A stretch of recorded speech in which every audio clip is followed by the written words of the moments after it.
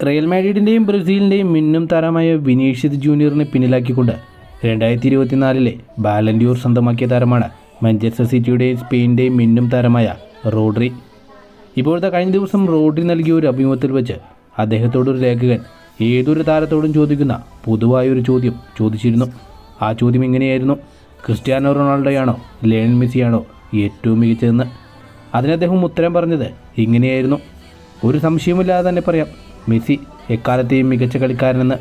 പക്ഷേ സ്വതസിദ്ധമായ കഴിവുകളില്ലാതെ തന്നെ മെസ്സിയുമായി വർഷങ്ങളോളം താരതമ്യപ്പെടുത്താൻ റൊണാൾഡോയ്ക്ക് സാധിച്ചു.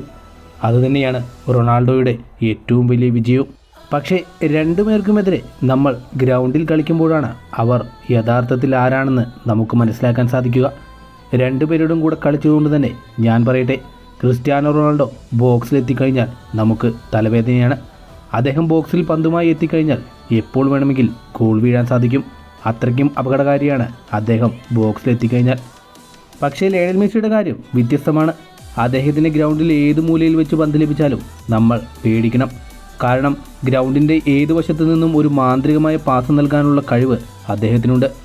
ഒരിക്കൽ ഞാൻ ലയണൽ മെസ്സിക്കെതിരെ കളിക്കാൻ ചെന്നു. അദ്ദേഹത്തിൻ്റെ കാലിൽ നിന്ന് പന്ത് തട്ടിയെടുക്കാൻ ഞാൻ ആവതും ശ്രമിച്ചു.